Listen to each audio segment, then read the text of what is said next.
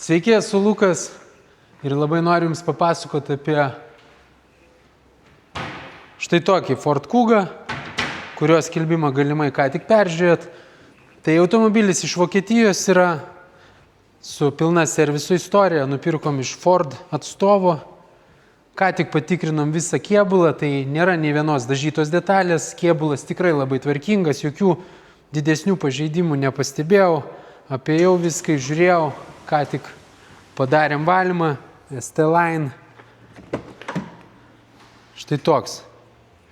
Alcantara salonas, juodos lubos, visi saugumo asistentai, galinio vaizdo kamera, audio įranga įdėta. Tikrai labai geros komplektacijos, labai tvarkingas. Ford originalus ratlankiai su Continental padangom.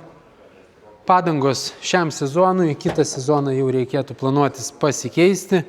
Taip pat originalus įkrovimo kabelis, štai čianais. Ir dvi bagažinė. Bagažinės liftas. Kraunamas hybridas, galiojanti PVM lengvata. Ir taip toliau. Automobilio rida yra 114 tūkstančių kilometrų. Va taip, viskas čia tvarkinga. Niekur nėra jokių pažeidimų ir salone. Apdailos visos labai tvarkingos.